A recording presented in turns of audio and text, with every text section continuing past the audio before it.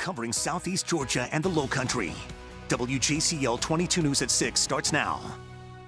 Happening right now at 6, new fears about that UK variant of COVID-19. Why scientists fear it could be more deadly. Plus, a push for more people of color to get vaccinated. Why researchers say they're more at risk of contracting the virus. Plus, we're going to talk about that certified most accurate forecast that is going to be bringing us some big changes in an impact weather day your way. All of that next. Thank you for joining us for WJCL 22 News at 6. I'm Brooke Butler.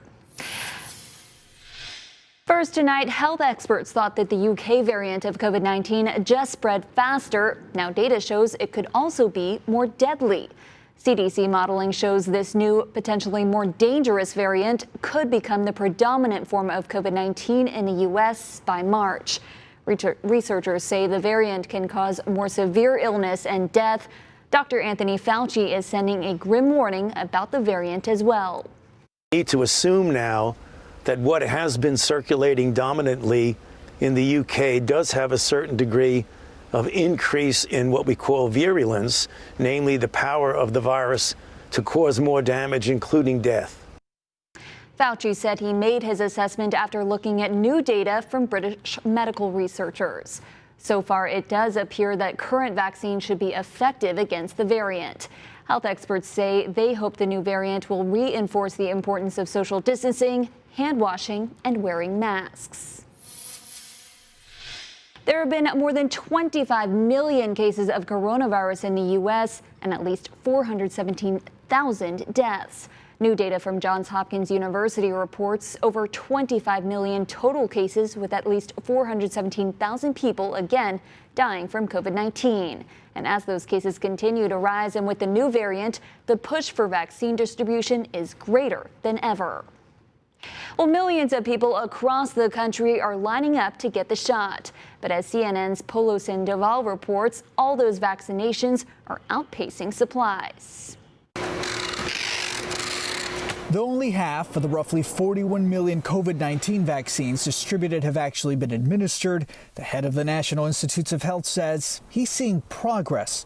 It's not as bad as some people are painting it. We are now averaging almost 1 million doses per day going into arms, and that's a pretty good trajectory. At that rate, President Joe Biden appears to be on course to meet his target, at least for now.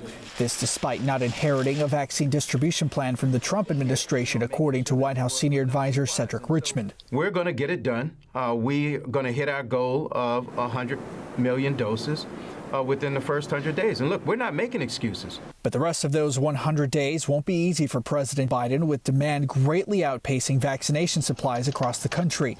New York State administered nearly all the doses it received during the first 6 weeks of vaccine rollouts. Another allotment of about 250,000 doses will be delivered this week. But New York City's mayor says they're ready to take on more.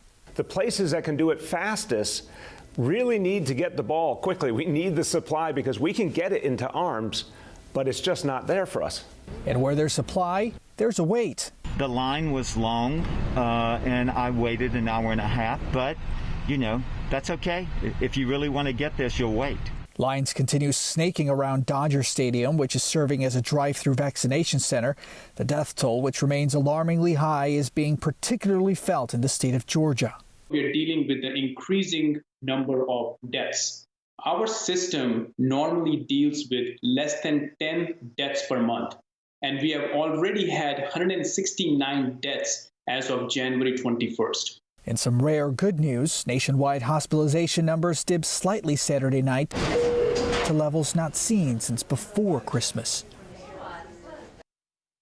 Turning locally now, here in Georgia, the COVID-19 numbers continue to rise. More than 4,200 people testing positive for the virus today alone. For the past 10 days, the daily numbers remaining above 4,000. Here in Savannah, local leaders are pushing for more people of color to get the vaccine, citing research that shows that they're more likely to contract the virus. Our Jessica Batista reports.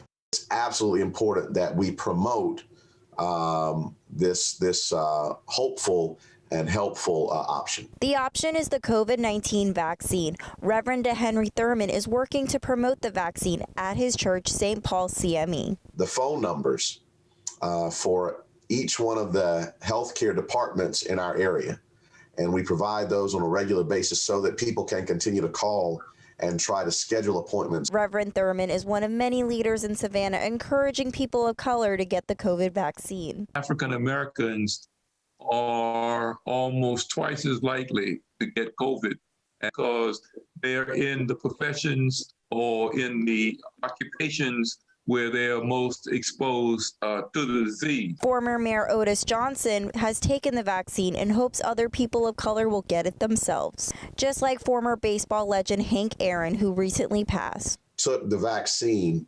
as a sign, he's a person people trust, as a sign that this is absolutely so important to our community. And former Savannah Mayor Otis Johnson told me he is experiencing no side effects from the COVID vaccine, just a sore arm. Reporting in Savannah, Jessica Batista for WJCL 22 News. Back to you, Brooke. Jessica, thank you so much. Now, to the latest numbers of COVID-19 in South Carolina, the state adding more than 3,400 new coronavirus cases today. The latest numbers from the Department of Health and Environmental Control are from Friday. You can see the state added more than 5,000 cases 2 days in a row just last week. Turning our attention now to the forecast, our meteorologist Melissa Hall is here. Melissa, it was a cooler day today, but things could warm up tomorrow. Yeah, Brooke, we had mild weather today. It was in the low 60s, which is actually spot on for this time of year. But tomorrow it is going to be feeling much more like March. Those temperatures climbing into the mid 70s. Now, we're not going to have a ton of sunshine tomorrow. And we didn't have a ton today, but you can see that sun popping out and some beautiful colors to go along with it this evening. Temperatures very mild, mid 50s. We're not going to see them fall much further than where they are right now. In fact, most of us going to be waking up just a couple of degrees from where we are.